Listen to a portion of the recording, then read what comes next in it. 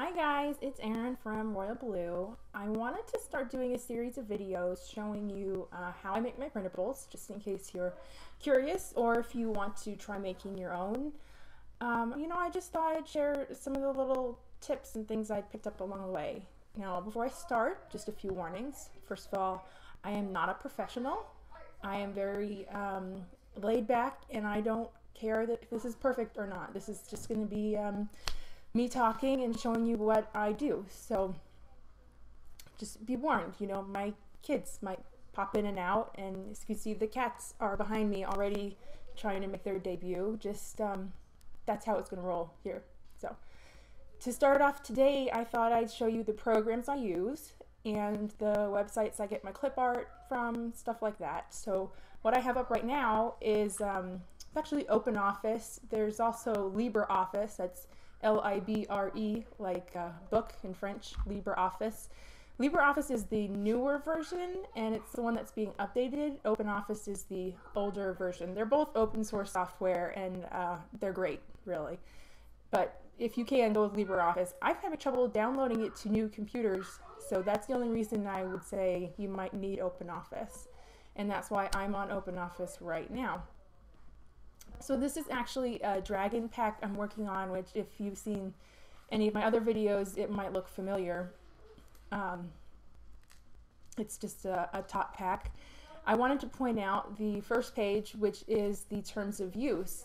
I feel like this is a vital page to have for anyone who's making printables and giving them away or selling them. Even you need a terms of use. You need to tell people what they can and cannot do with your product. This protects you from anyone who might want to steal your stuff, or legally it's going to give you a step up if you ever had to sue somebody or anything, which let's just hope that never happens. So I go into detail right in the middle here about what you can do, what you can't do. I'm not going to read it through. I'm sure you guys can all read.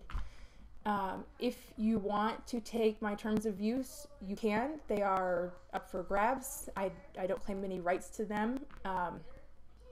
Just make sure that you agree with everything that's written there before you do that. So the other thing I have on my terms of use page is right here, and it's giving credit to the clip art artist. Most clip art artists are going to require that you provide a link back to them on the product or the download page somewhere. So I just cover all my bases, and I put it as many places as I can, and I figure it'll make them happy one way or another. So this one goes to Meldheads in Illustrating, which I will definitely talk about later. And the rest of the stuff on the page is just what I want on there. I like to put the name up here so that when people open the pack, they're not confused about what they're opening, because I know I open things and I forget. So I like having something there saying this is what you opened, and images are always nice. And then down here these are actually links to social media, which I honestly don't know if anyone clicks on it or not, but I figure if anyone finds one of my packs and says I'd really like to see her Pinterest page, the link's right there. It would just be more convenient for them. And finally, down here, this is on every page. This is the copyright link, and it's on every single page you'll see in these documents, because if someone were to just be handed these papers and they said, I really like this, they can look and say, oh, I know where this is from. Plus it has a copyright on your page in case somebody tries to strip your files. It's just a good idea. And I'll go into how to do that in some of the other videos.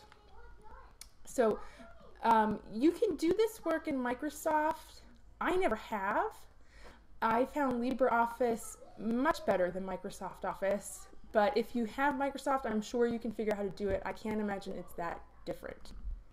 So the next thing I think you need is an image editor. I personally use GIMP. It's free and it works really well. You can also use Photoshop, which costs a couple $100.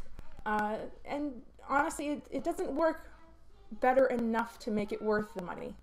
So I have an older version of Photoshop and I do use it sometimes, but for the majority I use GIMP. Now to get GIMP, you go to gimp.org, not gimp.com, and you're going to click this download link, and you actually have to download it with a torrent client. So there's a list right here, Wikipedia's torrent client list, and they'll tell you which ones have adware, which ones are newer and older. I can't recommend one. I've tried a couple and they're okay. They just stay clear of the ones that say adware. All right, so that's really all the software you need. Just LibreOffice and GIMP and you're set. For Clipart, I recommend, like I said earlier, Melonheads Illustrating. That's melonheadsillustrating.blogspot.com. It's a Z instead of an S in Melonheads. I'll link it in YouTube to make it easier for everybody. I just have to say I love Melonheads. She has a great selection, and one of these are my favorite clip art. Just her style is unique, and it's fun, and she's great to work with. So my close second is Scrap and Doodles. She's very reasonably priced. She has everything you could possibly want. She's done everything and then some. I haven't found, but there's a newer website called Whimsy Clips, and her stuff is great, if only because she really focuses on the educational aspect of it. She has, like right here, it's the CVCE clip art bundle. You know, you're not going to find like a rope or, you know, girls poking each other. I think that's poke notes. You're not going to find these in just regular clip art, especially when you get to some of the more obscure ones when you're doing you. And she has a lot of great just educational stuff. I know she has CVC, diagraphs, blends, it's all great.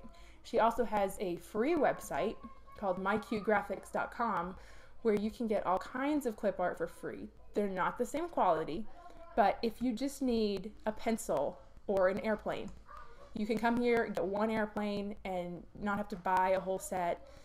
It saves a lot of money. I use a lot from here. And she also has a school section on here with an ABC set. It's the alphabet clip art. No, that's not it. But it, well, I can't find it now, but it's on here somewhere, and it had, oh, here it is, letter and vowel sound clip art.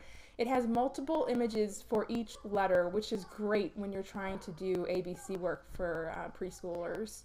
There's just a lot of options that she has there, because the clip art sets for ABCs can get expensive. I've seen ones that are over $100, and not everyone wants to spend $100 on clip art, especially when you're first starting out. So those are the websites and the programs I recommend, and the ones that I will be using as I go through these videos to show you what I do. So I hope to see you back for more videos, and that's it. Bye.